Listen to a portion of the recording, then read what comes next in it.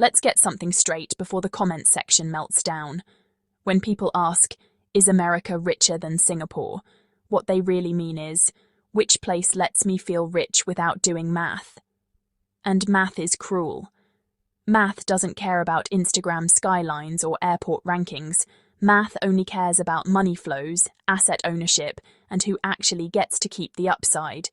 So today we compare two global myths: United States, the land of infinite opportunity, infinite debt, and infinite podcasts about becoming rich. Singapore, the city-state that looks like a hedge fund wearing a country costume. Same question, very different tricks. 1. National wealth versus personal wealth. Because governments can be rich. While you are broke on paper, America is absurdly rich. Largest GDP on Earth. Deepest capital markets. Stock exchanges that sneeze and move the entire planet. Wall Street alone controls more capital than most continents. But here's the uncomfortable part. America's wealth is privatized, financialized, and unevenly distributed, like a bad meme. If you own stocks, real estate, private equity, venture capital exposure, America is heaven. If you don't, congratulations. You live in the same country, just without the wealth. Now Singapore. Singapore is different. The state itself is rich. Massive sovereign wealth funds, government-linked corporations everywhere, land ownership, tightly controlled capital inflows curated like a museum exhibition. Singapore doesn't ask, can you get rich? Singapore asks, are you useful to capital? Big difference. 1. Stock markets, casino versus control room. In America, the stock market is a public religion. Everyone is told to invest. Everyone is told to buy the dip. Everyone pretends volatility builds character. 401ks, IRAs, Robinhood accounts. The entire population is emotionally tied to the S&P 500, which means when markets crash, the public panics while institutions buy everything cheap. In Singapore, markets are quieter, more controlled, more boring. Retail participation is lower. Government-linked funds dominate. Long-term capital thinks in decades, not dopamine hits. America is a casino with inspirational quotes. Singapore is a risk committee that never sleeps. 1. Real estate, the fastest way to learn. Who you are not. In America, real estate is sold as freedom. Buy a home. Build equity. Generational wealth. Then, property taxes rise. Insurance explodes. Mortgage rates spike. Maintenance eats your soul. In many US cities, you don't own a house. You rent stability from the tax code. Singapore doesn't even pretend. Housing is openly a policy tool. Ownership is conditional. Prices are engineered. Speculation is punished unless you're aligned with the system. The government decides who buys. When you sell, how much upside you're allowed. America says, you're free. Singapore says, sit down, this is optimized. Both systems extract wealth. One just lies more politely. 1. Salaries versus survival. Yes, American salaries look bigger, but look again. After, healthcare, education, debt, childcare, transport, insurance, state and federal taxes. Many Americans discover something magical. High income, low security. Singapore flips it. Salaries are leaner. Costs are precise. Safety nets exist, but only if you behave. You trade upside for predictability. America sells dreams. Singapore sells spreadsheets. 1. So, who is actually rich? America is richer in theory. Singapore is richer in execution. America rewards winners brutally. Singapore filters losers efficiently. In America, you can become rich. In Singapore, the system stays rich. And most people, they just work inside someone else's asset strategy. If this opening already made you uncomfortable, good. That means you're still paying attention, because in Chapter 2, we're going to ask the question nobody likes. Which country actually lets normal people build assets? And which one quietly makes that impossible? Before that, do the algorithm ritual. Hit subscribe because financial truth doesn't promote itself. Hit like because discomfort deserves engagement. Share this with someone who still believes GDP equals happiness. Let's stop pretending this debate is about culture, freedom, or vibes. This chapter is about assets, not salary, not happiness, not how nice the airport is. Assets, the thing your parents didn't have enough of, the thing governments pretend you can still build, the thing inflation eats first. So the real question becomes brutal and simple. Where can normal people actually accumulate assets? In United States or in Singapore? Short answer, both say yes. Both mostly mean no. They just lie differently. 1. America's favorite fantasy: anyone can invest. America loves to tell you this story. Download an app, buy some stocks, hold long enough, become wealthy. It sounds democratic, it sounds empowering, it sounds great on YouTube thumbnails. Here's the fine print nobody reads. Most Americans invest late, invest emotionally, sell during crashes, buy during bubbles, institutions, buy during fear, sell during euphoria, control liquidity, set narratives. The market is open, but the timing advantage is not. Retail investors are liquidity. They are not partners.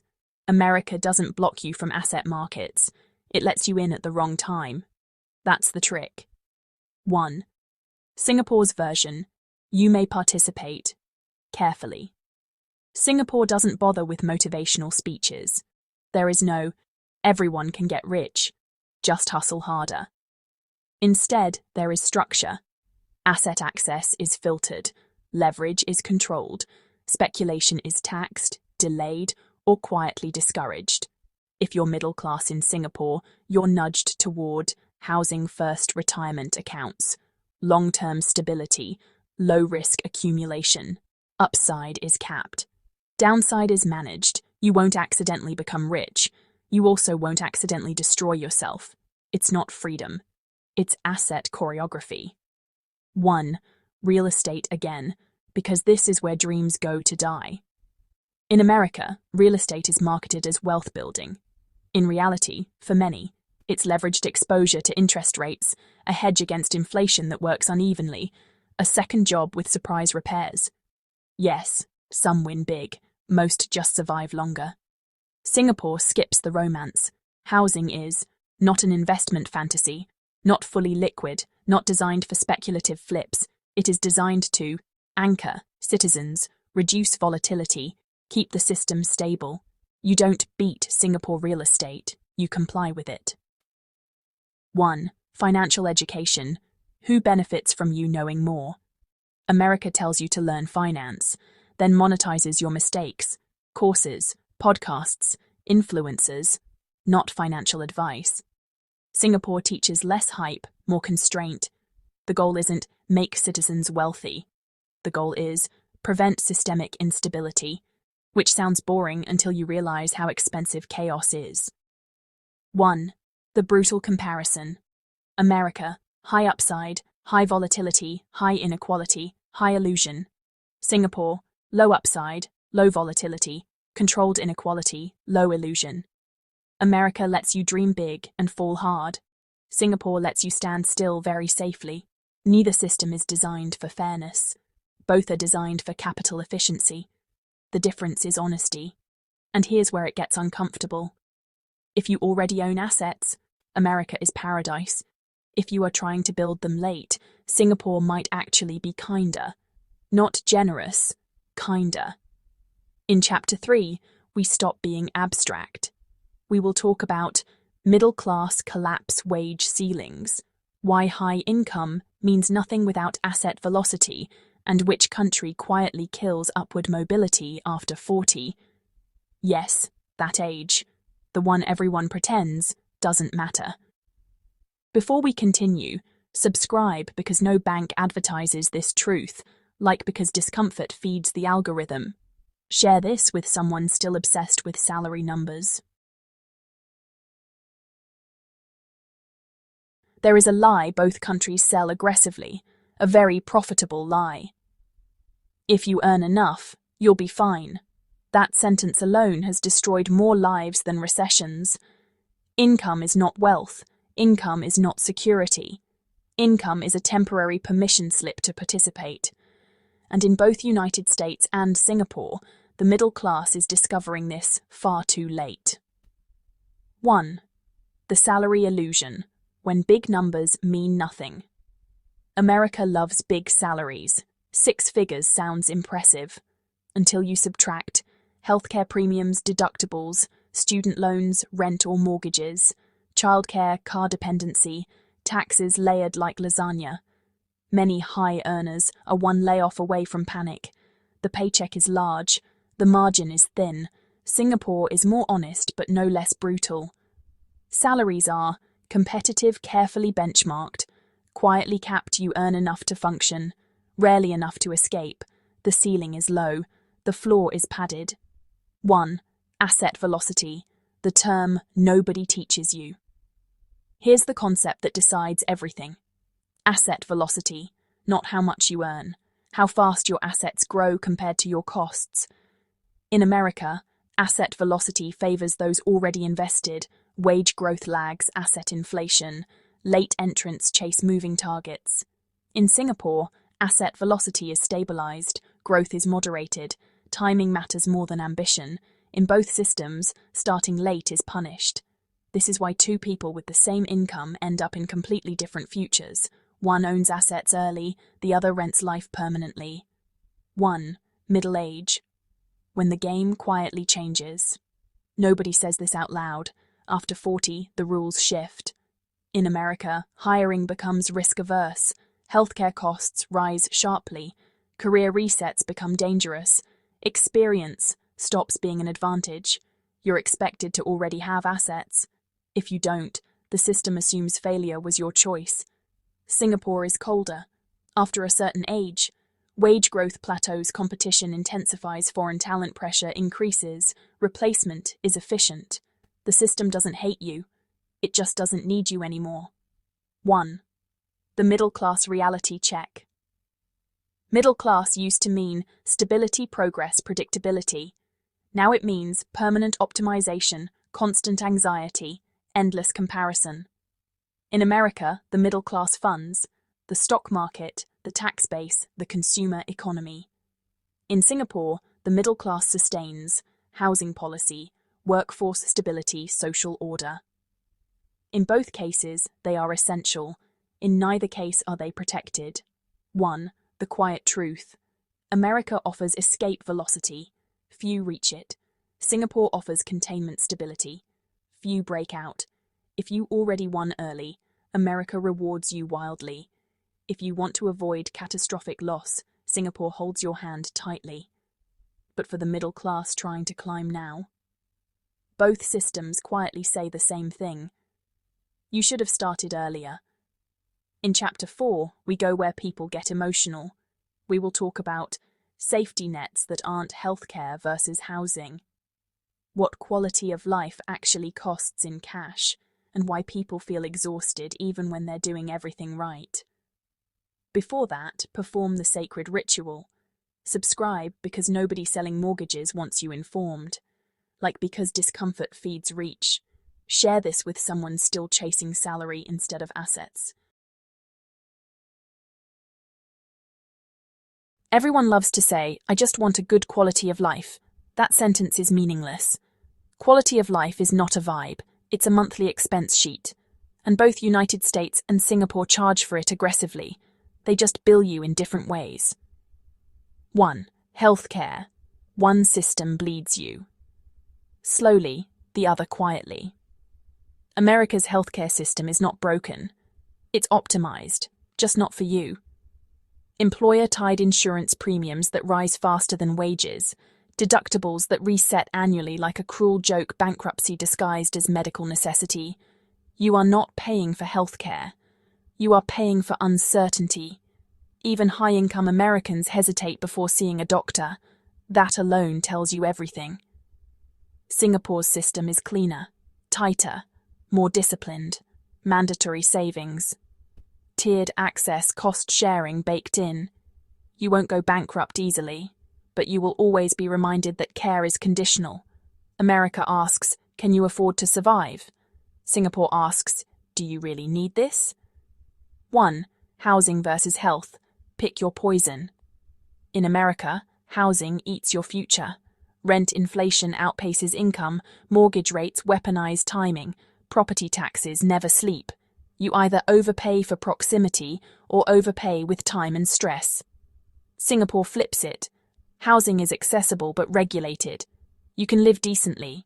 You cannot freely speculate. Mobility is restricted. You get shelter. You trade freedom. In both countries, housing decides your stress level more than your job ever will. 1. Safety nets, the greatest marketing scam. America tells you there's help if you fall, then designs help to be bureaucratic, stigmatized, insufficient. The safety net exists mostly as a talking point. Singapore's safety net is sharper. It's targeted, efficient, and limited. You are supported just enough to stay functional, never enough to relax. Both systems assume the same thing. If you're struggling, it's temporary. If it's not, that's your problem. 1. Mental load, the invisible cost. Here's what nobody budgets for: constant comparison, performance anxiety, fear of slipping, exhaustion without crisis. Americans burn out chasing upside.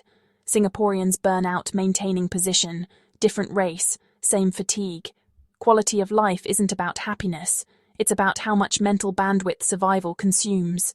1. The honest accounting. America sells freedom and charges volatility. Singapore sells stability and charges autonomy.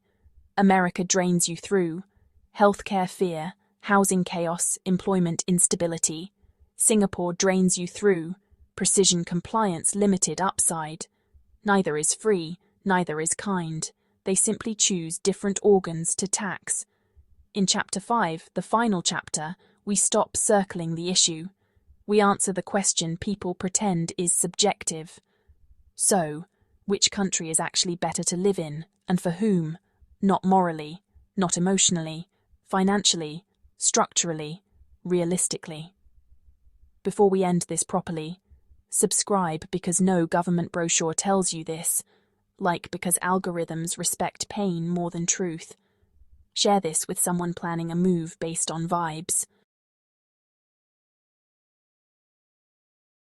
After all the charts, salaries, assets, housing policies, healthcare bills, and emotional damage, we're left with one irritating fact. There is no universally better country. There is only better alignment. And most people choose completely wrong. So let's be brutally precise. 1. If you already have assets. If you own stocks, real estate businesses, capital that compounds without your labor, then United States is superior. By far. America. Rewards. Capital aggressively protects asset owners politically, allows upside without ceilings. Volatility doesn't scare you. It feeds you. Healthcare costs are annoying, not fatal. Housing inflation works for you. Tax complexity becomes optimization. America is not kind, it is profitable. 1. If you do not have assets, yet, then the fantasy collapses. High income without assets in America is a trap. One layoff resets everything. One illness rewrites your balance sheet.